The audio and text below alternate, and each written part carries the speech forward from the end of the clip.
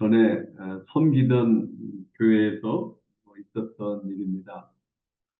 제가 주일 예배에서 마가복음 6장에 나오는 바다 위로 걸어오신 예수님에 대한 말씀을 전했는데 며칠 지난 후에 모 집사님으로부터 이메일이 도착했습니다. 당시에 그분은 암에 걸려 투병 생활하고 있는 분이었는데 제자들이 힘겹게 노를 젓는 것을 보시고라는 제목의 이메일을 보냈는데 그 이메일에 정성껏 쓰신 글이 있었습니다.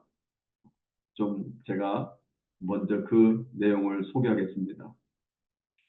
안녕하세요, 목사님. 주일날 설교 말씀을 저를 지목하여 하신 말씀으로 받았고 너무 감사했습니다. 요즘 큐티에서 욥의 이야기를 읽으며 혼돈 가운데 있기도 했고 여러 가지 부분들에 이루를 받고 있었습니다만 정작 제 자신이 입술을 열어 기도할 수 없었습니다. 무엇에 대해 기도해야 하는지 알 수가 없어서 하나님하며 읊조리고 있었습니다. 암이 퍼져가고 통증이 시작될 때 혼돈이 왔습니다. 두려웠습니다. 진통제를 먹으며 하나님 뭘 원하세요?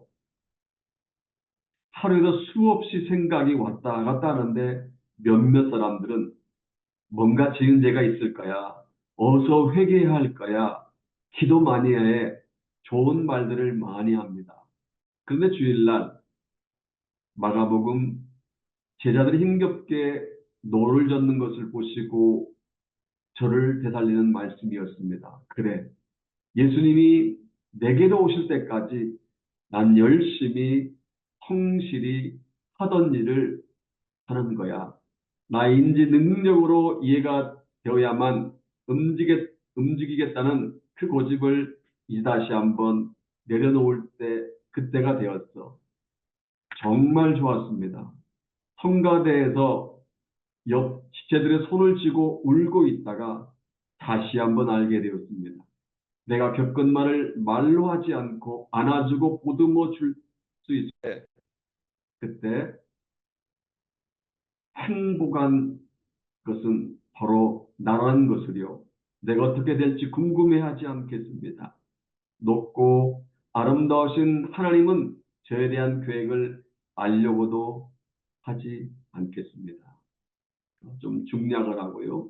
하나님 무엇을 이뤄낸 결과에 상을 두시는 게 아니라 오늘 나의 작은 시간의 조각들과 작은 애정의 표현들과 삶의 잘게 쪼갠 부분들에 관심이 있으신 것을 알았습니다. 하나님, 목사님을 사랑하시고 사용하여 주셔서 감사합니다. 목사님 감사합니다. 안녕히 계세요. 저에게 이러한 이메일을 보내신 그분은 몇 개월 후 천국으로 올라가셨습니다. 중요한 것은 천국에 가시기 전에 몇 개월 동안의 그분의 모습입니다. 저는 암으로 인한 육신적인 고통과 주위 사람들의 정죄와 잘못된 충고 등으로 엄청나게 낙심을 하고 있었습니다. 그런데 그 시점을 기준으로 눈에 띄게 변했다는 것입니다. 천국의 소망을 가지고 하루하루를 소중하게 여기며 사셨습니다. 주일마다 아침 일찍 일어나셔서 성가대로 섬기셨고 전과 달리 최선을 다해 찬양을 하고 정성을 다해 주님께 예배를 드렸습니다. 암이라는 질병이 동일하게 그분을 괴롭히고 통증을 가져오고 고통 가운데 빠지겠지만 그럼에도 불구하고 그분은 달라지신 것입니다. 낙심의 자리에서 소망의 자리로 나아오신 것입니다. 여기서 한 가지 질문을 던지고 싶습니다. 그렇다면 어떻게 해서 그분이 낙심의 자리에서 소망의 자리로 나올 수 있었을까요? 더 나아가 우리가 그분과 비슷한 상황, 비록 암은 아니라 할지라도 비슷한 상황에 처했을 때 어떻게 낙심의 자리에서 소망의 자리로 나올 수 있을까요? 오늘 본문이 바로 그 질문에 대한 답을 저와 여러분들 가운데 알려주고 있습니다. 오늘 본문을 가지고 낙의 자리에서 소망의 자리로 나온 사람, 낙심의 자리에서 소망의 자리로 나온 사람의 제목으로 함께 은혜를 나눌까 합니다. 공동체 성경기를 통해서 지난주에 예레미야를 통독했습니다. 아마 통독하신 분은 아시겠지만 유다 나라와 유다 백성들은 참으로 지금 고통스러운 상황 가운데 처했습니다. 우리가 알다시피 솔로몬의 아들 르호보암 때인 주전 933년에 이스라엘은 남과 북으로 분열되었습니다. 마치 한반도가 남한과 북한으로 분열된 것처럼 분열되었습니다. 그리고 분열된 북이스라엘은 주전 722년 아수르에게 멸망을 당했습니다. 남아있던 남유다도 주전 586년에 바벨론에 멸망을 당했습니다. 본문 바로 앞에 나오는 예레미야 애가 1장과 2장을 보면 주민들이 포로로 끌려가고 피난을 떠나고 난 후에 예루살렘 성은 시끌벅적해 된 상황에서 적막하게 변했습니다. 예루살렘에 남아있던 백성들은 소중하게 간직하고 있던 보물을 팔아서 양식을 받고 먹을 만큼 먹을 것이 부족했습니다. 얼마나 힘들었는지 어린 자녀들이 먹을 것과 마실 것을 달라고 엄마에게 조르다가 진이 빠져 엄마 품에서 숨져갔을 만큼 큰 어려움을 겪었습니다. 이런 어려움 속에 옆에서 도와줄 사람이라도 있으면 좋으련만 그렇지도 못했습니다. 두 손을 펴서 슬픔과 어려움을 토로해도 그들을 이루어줄 사람이 주위에 없었습니다.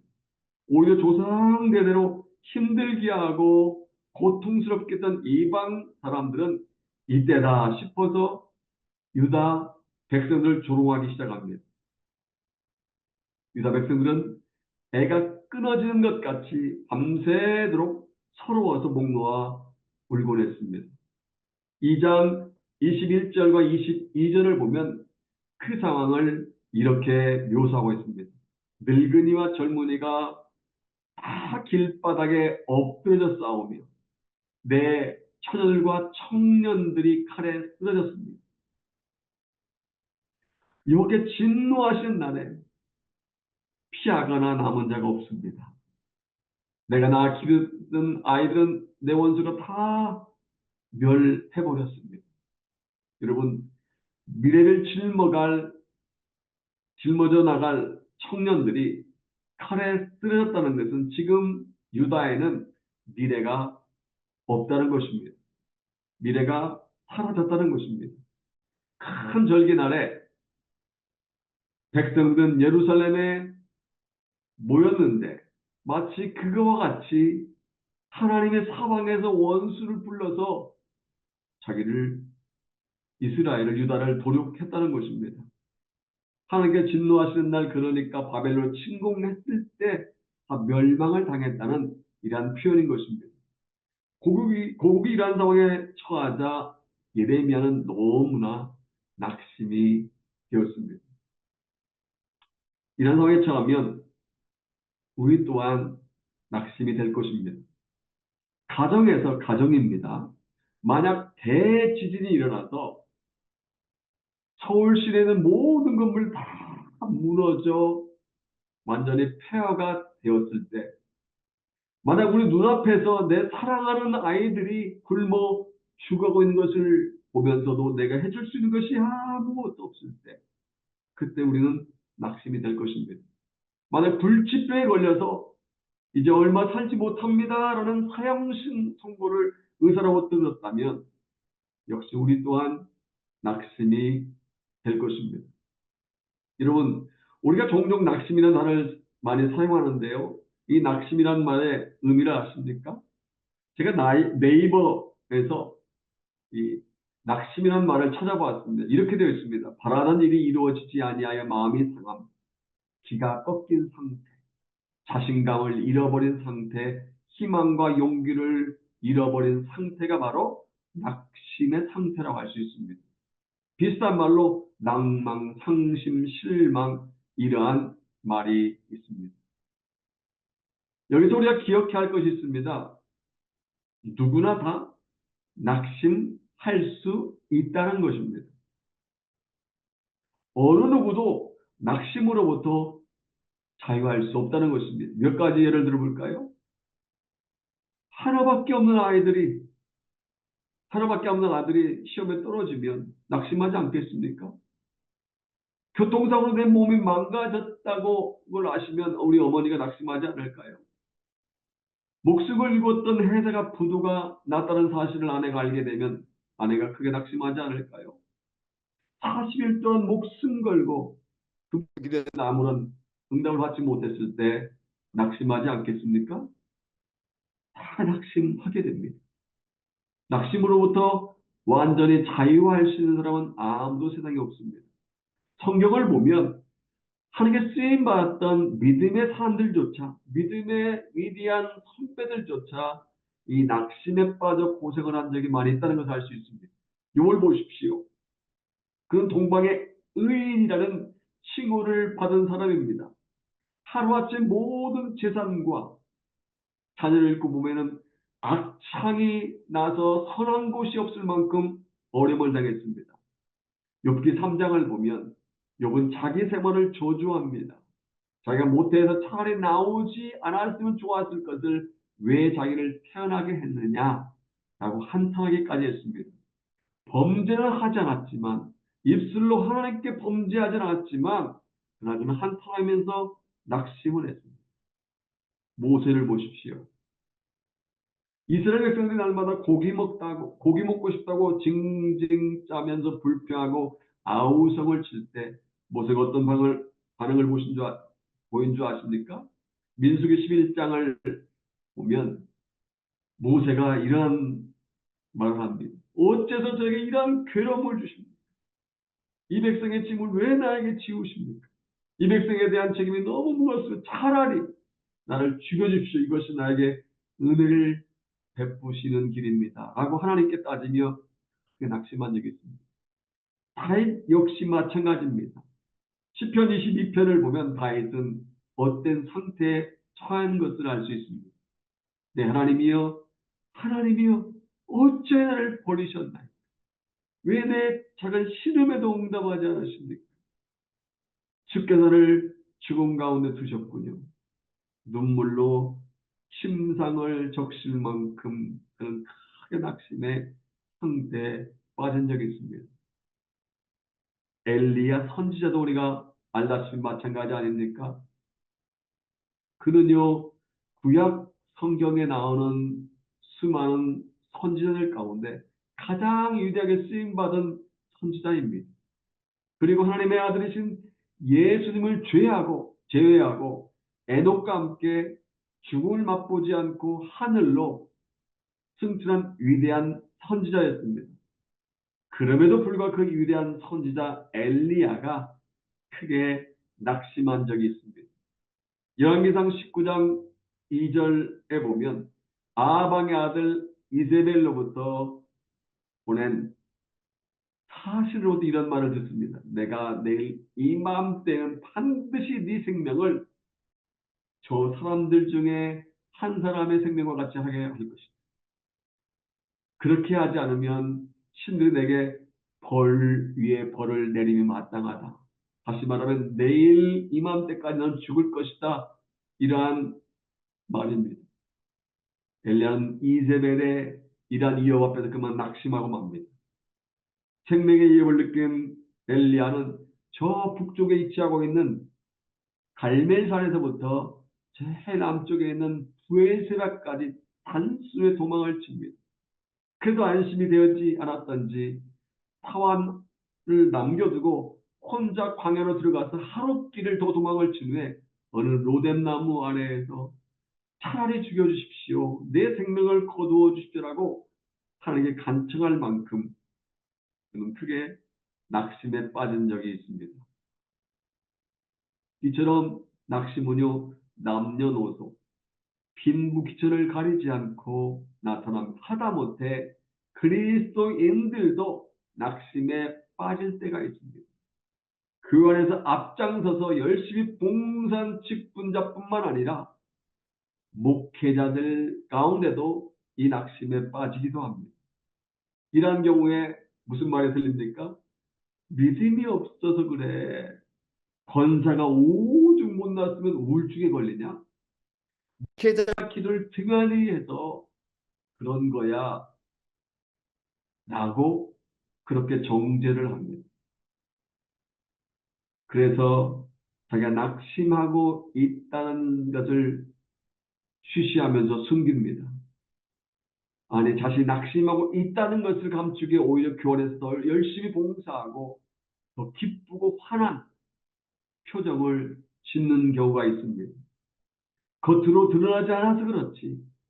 그래서 모를 뿐 우리는 크게 낙심할 때가 있습니다. 우리가 살면서 낙심하는 일이 아주 없을 수는 없습니다. 중요한 것이 있습니다. 중요한 것은 빠른 시일 내에 그 낙심의 자리에서 벗어나야 한다는 것입니다. 낙심이 될 때 그 시간을 최소한으로 그 기간을 줄여야 한다는 것입니다. 그렇지 않으면 마귀 사탄이 믿음과 용기를 빼앗아가서 우리로 하여금 아무 일도 하지 못하게 만들기 때문입니다. 심하게 계속해서 낙심하다 보면 낙심의 구렁텅이에서 빠져나오지 못한 채 살다 보면 삶을 포기하고 싶은 생각이 들기 때문입니다. 그래서 할 수만 있으면 빠른 시간에 낙심의 자리에서 나와야 된다는 것입니다. 오늘 본문의 주인공 예레미야도 지금 마음이 매우 불안하고 낙심한 상태에 있습니다. 그 이유가 무엇일까요? 왜 그가 이처럼 매우 불안해하고 낙심해 있을까? 다 같이 19절과 20절 말씀 같이 보겠습니다. 시작. 내 고초와 지난 곳 쑥과 탐증을 기억하소서. 내 마음이 그것을 기억하고 내가 낙심이 되오나. 이 말씀을 새 번역 성경에서는 이렇게 번역해 놓았습니다. 내가 겪은 그 고통, 쓴 쑥과 쓸개즙 같은 그 고난을 잊지 못한다.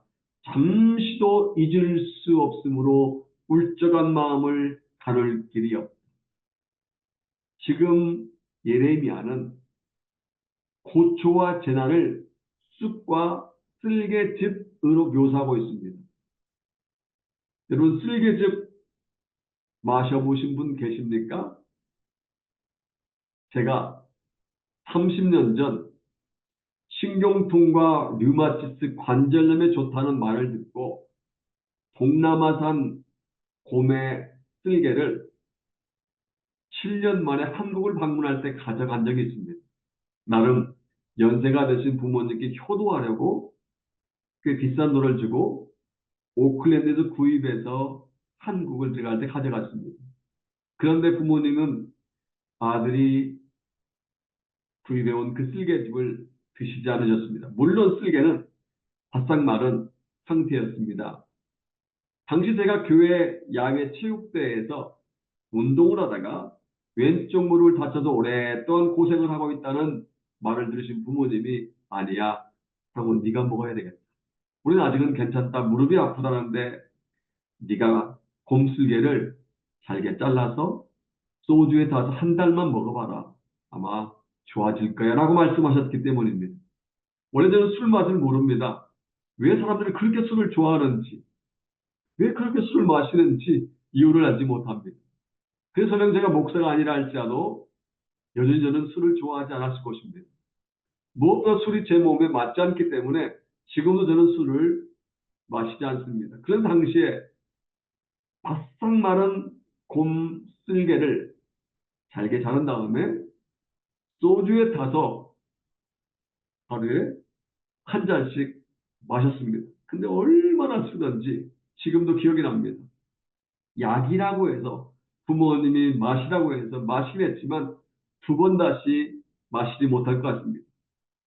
손으로 코를 막고 소주에 탄 색깔이 탁하게 변한 그 쓸개즙을 마셨는데 그걸 억지로 무려 20일 동안이나 마셨습니다. 일반적으로요, 쓸개즙은 고통과 고난을 상징합니다. 본문에서 예레미야는 자신과 고국인 유다가 겪고 있는 고난이 쑥을 먹는 것과 쓸개즙을 마시는 것과 비슷한 것입니다. 벗어날 수 없는 상황 가운데서 그는 크게 낙심을 한 것입니다. 그런데 본문을 자세히 살펴보면요, 낙심으로 끝나지 않습니다. 물론 눈앞에서 펼쳐진 참담한 현실을 보고 그는 한때 낙심을 한 것이 사실이지만 예레미야는 다시 소망을 품게 됩니다. 낙심이 된다는 20절 다음에 이어지는 말씀을 보면 예레미야 입에서 전혀 다른 말이 나옵니다. 다 같이 20절 말씀 볼까요? 다 같이 20절 말씀 읽겠습니다. 이것을 내가 내 마음에 담아 두었더니 그것이 오히려 나의 소망이 되었사오면 Therefore I have hope, H-O-P-E, hope라고 되어 있습니다. 여기 중요한 단어가 오히려입니다. 오히려. 우리는 종종 오히려라는 단어를 사용하지 않습니까? 상대방의 차의 잘못으로 사고가 났음에도 나에게 책임을 뒤집어 씌울 때, 자기가 잘못하고도 오히려 큰 소리를 칩니다라고 말합니다. IMF로 말미암아 내가 하던 사업 제가 망하고 나서 떠났던 주님께 다시 돌아왔을 때 이렇게 말합니다. IMF가 오히려 나로 하여금 정신을 차리게 했습니다. 코로나 바이러스로 말미암아 외출하고 돌아오면 꼭 손을 씻는 습관이 생겼을 때 우리 이렇게 말합니다. 코로나 바이러스로 말미암아 큰 어려움을 겪었지만 오히려 나에게 좋은 습관, 손 씻는 좋은 습관이 생겼어요. 이렇게 말합니다. 테니스에 빠져 열심히 운동을 하다가 팔꿈치가 아팠을 때 우리 이렇게 말합니다. 테니스가 오히려 내 몸을 망가지게 만들었습니다. 비좁은 엘리베이터 안에서 부딪힌 아이가 죄송합니다라고 말했을 때 우리 이렇게 말하는 미안한 것은 오히려 내 쪽이야. 얘야 미안해. 이렇게 말하기도 합니다. 이처럼 기대했던 것이나 예상과 다르고 또 여러 가지 상황이 기대와 다르게 진행될 때 오히려라는 단어를 사용합니다. 오늘 본문에서 예레미야는 낙심이 되었지만 한때 낙심에 빠졌지만 오히려 소망을 품게 되었다고 합니다. 현실은 지금 어렵습니다. 현실은 지금 힘듭니다. 현실은 지금 고통스럽지만 그런데 오히려 다시 소망을 품게 되었다고 합니다. 그렇다면 예레미야가 어떻게 해서 낙심의 자리에서 빠져나올 수 있었을까요? 더 나아가 우리가 낙심의 자리에서 소망의 자리로 나올 수 있는 방법이 무엇일까요? 저는 오늘 본문을 통해서 세 가지 방법을 함께 살펴볼까 합니다. 첫째로 긍휼이 끝이 없음을 기억해야 합니다. 좀 더 말하면, 좀 더 정확히 표현한다면 긍휼이 풍성하신 하나님의 성품을 기억해야 합니다. 우리가 무엇을 안다는 것, 누구를 안다는 것은 매우 중요합니다. 사실 오랫동안 한 지붕 밑에서 한 이불을 덮고 한 솥밥을 먹는 부부임에도 서로에 대해서 모를 때가 있습니다. 아니, 여보에게 그런 일이 있었어? 당신에게 그런 행동을 한 것이 있었어? 모를 때가 있습니다. 하지만 우리가 알게 되면 아는 만큼 상대방을 이해할 수 있습니다. 아, 저 사람은 원래 저런 사람이야. 원래 그런 습관이 있어. 상대방을 정확히 알아 이해할 수 있는데 잘 모르기 때문에 자주 오해를 하는 것입니다. 이것은 우리의 믿음 생활에서도 마찬가지로 적용되는 말입니다. 1년, 3년, 5년, 10년, 20년 오랫동안 신앙생활을 하면서도 정작 하나님에 대해서 잘 모르는 분들이 많이 있습니다. 예배 시간에 찬양은 부르면서도 열심히 기도하면서도 하나님이 어떤 분이신지 정확히 모르는 분들이 있습니다. 한때 이 오페라 가수로 활약하던 이 할버튼이라는 유명한 가수가 있었습니다.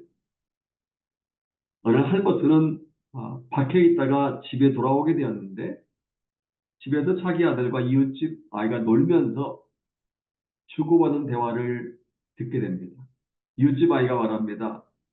우리 아버지는 사장님을 잘 안다? 자랑하듯이 말합니다. 그러자 할버튼 자기 아들은 이렇게 말하더랍니다.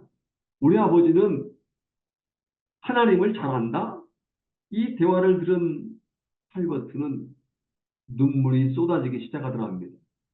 그래서 급히 서재로 들어가서 실컷 울었다고 합니다. 자기 아들이 알고 있는 자기를 우리 아버지는 하나님을 잘 안다는 이 말을 듣고 감동을 받은 것입니다. 여러분들은 하나님을 잘 아십니까? 여러분들은 어떤 하나님을 믿으십니까? 예레미야는요, 그동안 잊고 있었던 하나님을 다시 생각해낸 것입니다. 앞서 우리가 읽은 21절에 보면 예레미야는 그것이 오히려 소망이 되었다고 고백했는데 여기서 언급한 그것은 무엇을 가리킬까요? 22절에 그에 대한 답이 나옵니다. 다 같이 22절 말씀 보겠습니다. 22절 말씀 같이 보겠습니다. 여호와의 인자와 긍휼이 무궁하심으로 우리가 진멸되지 아니함이니이다. 여기 보면 인자와 긍휼이라는 말이 나옵니다. 인자와 긍휼. 인자는요, 하나님의 사랑과 신실하심을 나타내는 중요한 단어입니다. 긍휼은 자비로 말미암아 인자로 말미암아 숨기는 감정을 의미합니다. 예레미야가 기억하게 된 하나님은 긍휼을 우리에게 베푸시는 하나님입니다. 여기 긍휼이라는 영어를 우리가 잘 알다시피 compassion 혹은 love라고 번역되어 있습니다. 함께라는 의미의 come과 고통이라는 의미의 passion, 이 두 단어가 합성되어서 이루어졌는데 함께 고통을 나눈다 이 말이 긍휼, compassion이라는 단어의 뜻입니다. 성경에 보면 긍휼이 풍성하신 하나님에 대해서 많이 기록되어 있습니다. 시편 78편 38절에 보면 이 긍휼은 인간의 속성이 아니라 하나님의 속성이라는 것을 알 수 있습니다. 오직 하나님은 긍휼하시다. 또한 에베소 2장 4절에서 말씀하고 있는 것처럼 긍휼이 풍성하신 하나님께서는 죄로의 죽을 수 우리를 위해서 독생자 예수 그리스도를 보내주셨습니다. 또 시편 145편 4절에 보면 긍휼이 풍성하신 하나님께서는 당시 지으신 모든 산물과 피조물들에게 긍휼을 베푸시기 원하신다는 사실을 알 수 있습니다. 성경에 보면 이 말씀처럼 긍휼을 베푸신 하나님, 긍휼을 베푸신 예수님에 대한 기록이 참 많이 나와 있습니다. 예수님은 당시 앞에 부르짖어 간과한 문둥병자를 나몰라라 하지 않으셨습니다. 시각장애자, 중풍병자, 12의 혈루병 앓던 여인, 38년 된 병자 등 수많은 사람들을 보시고 외면하지 않으시고 긍휼히 여겨주셨습니다.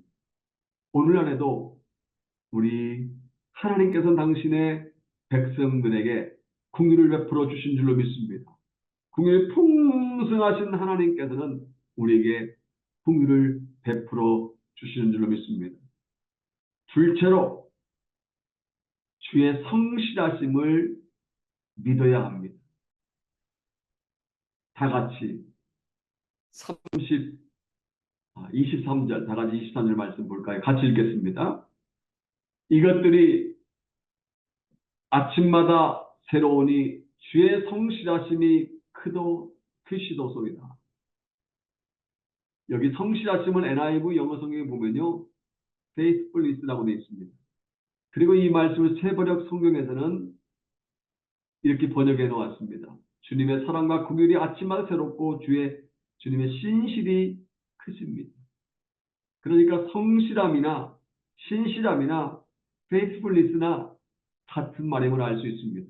한자로 일관성이라고 말합니다. 일관성. 변하지 않고 일관된다.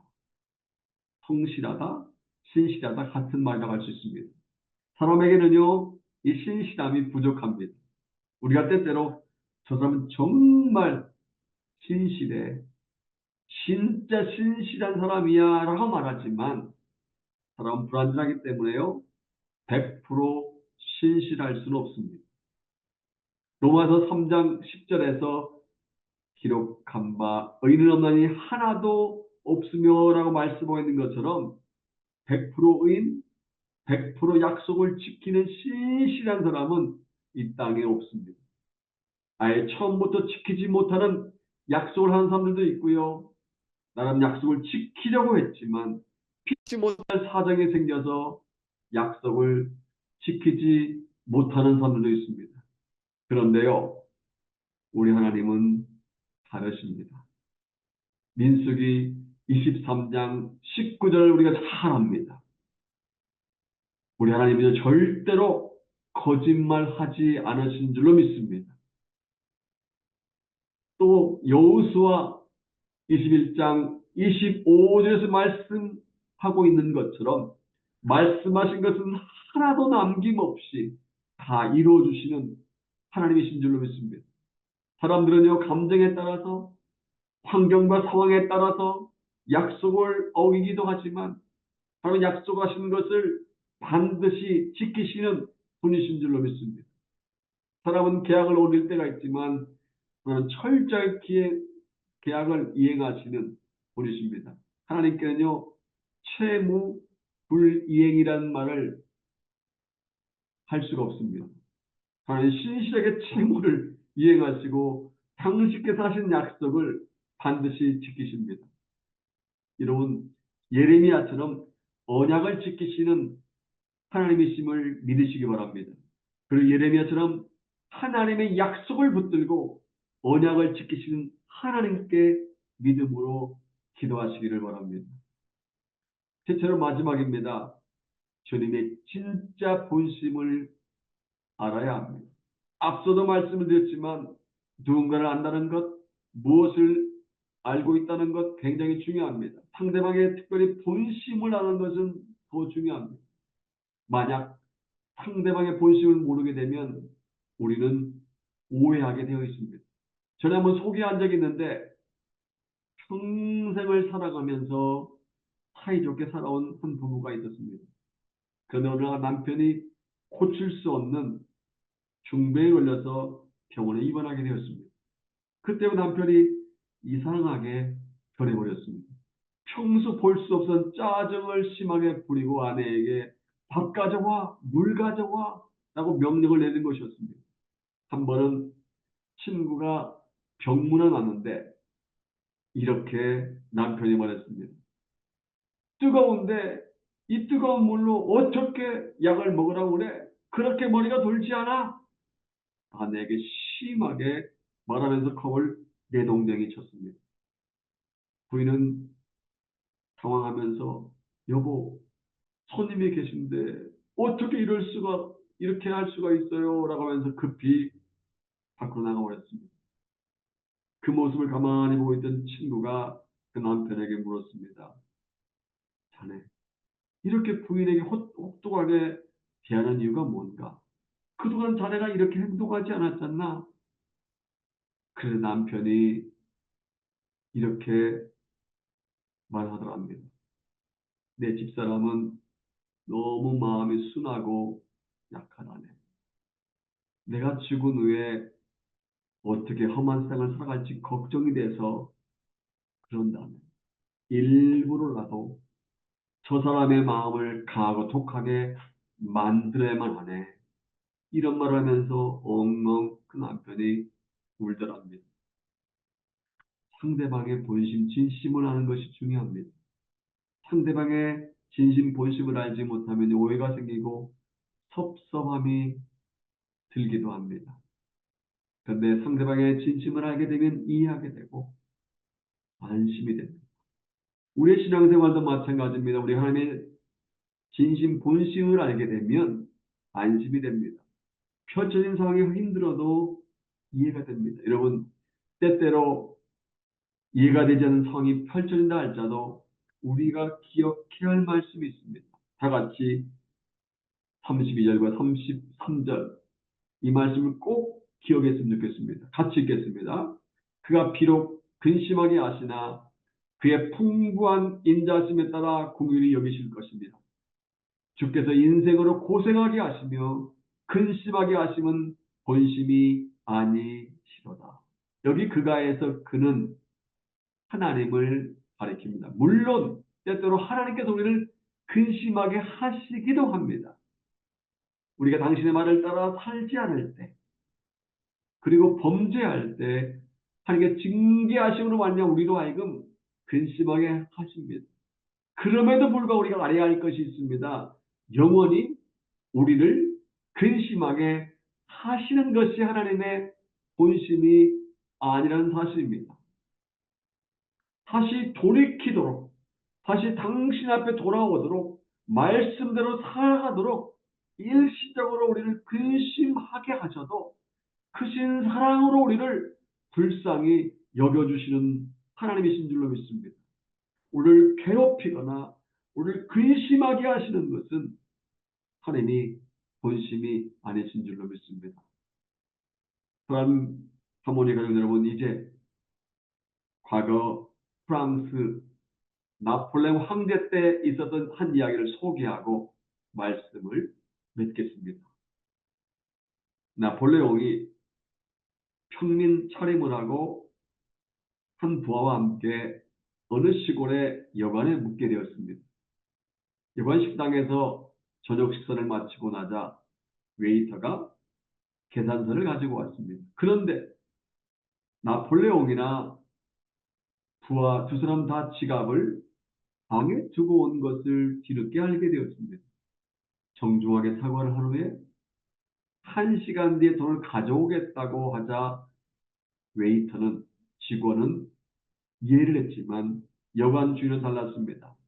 정신없는 놈들이라고 하려면 당장 돈을 내놓으라. 어디서 거짓말하냐라고 소리를 쳤습니다. 웨이터가 두 사람을 믿어보자라고 주인에게 말했지만 주인은 듣지 않고 화만 계속해냈습니다.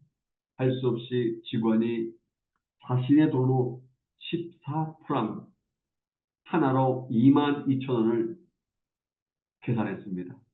1시간 뒤에 나폴레옹 부하가 와서 그 직원에게 14프랑 22,000원을 계산해 주었습니다.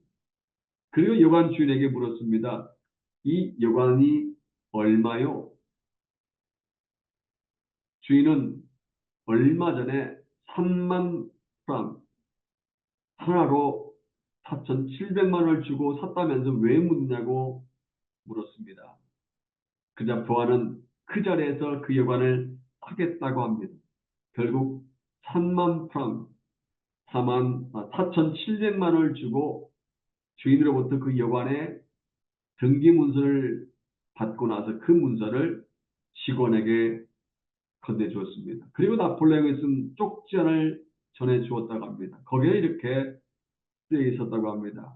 오늘부터 네가 이 여관의 주인이다. 너는 나를 믿어주었다. 그것으로 나는 이만큼 기뻤다. 나폴레옹은 자신을 믿어준 것이 3만 프랑만큼 기뻤다는 것입니다. 전 이야기를 보면서 굉장히 깨달은 것이었습니다. 우리 하나님을 믿어드리는 만큼 하나님께서 기뻐하시는 줄로 믿습니다. 우리가 100만 원만큼 하나님을 믿어드리면 하나님 100만 원만큼 기뻐하시고, 우리가 1억 원만큼 하나님을 믿어드리면 하나님 1억 원만큼 기뻐하십니다. 그리고 우리가 믿는 그 믿음에 따라서 하나님께서 역사하신 줄로 믿습니다. 본문에 보면 예레미야는 눈앞에 펼쳐진 참담한 환경 때문에 한때 크게 낙심을 했지만 다시 소망을 품게 되었는데 그 이유는 세 가지입니다. 공의를 베푸신 그의 풍성하신 하나님을 기억했기 때문입니다. 저 감정과 환경과 상황에 따라 약속을 어기는 사람들과 달리 하나님 약속하시면서 반드시 지키시는 분이라는 사실을 기억했기 때문입니다. 대체로 괴롭히거나 근심하게 하는 것이 하나님 본심이 아님을 기억했기 때문입니다. 여러분 지금 낙심의 자리에 있습니까? 낙심의 자리에서 소망의 자리로 나오고 싶습니까? 아니 앞으로 낙심되는 상황에 처한다면 여러분은 어떻게 하시겠습니까? 눈앞에 펼쳐진 상황에 집중된 시선을 하나님께로 돌리시기 바랍니다. 우리를 근심케 하는 것이 주님의 본심이 아님을 알고 당신의 백성들의 공유를 베풀어 주시는 그의 풍성하신 하나님을 기억하시기 바랍니다. 그리고 약속하시면서 반드시 지켜 주시는 신실하신 하나님을 믿으시기 바랍니다. 그리하여 예레미야처럼 낙심의 자리에서 소망의 자리로 나오게 하시는 하나님의 놀라운 손길을 체험하는 저와 여러분 되시기를 주님의 이름으로 축복합니다. 아멘.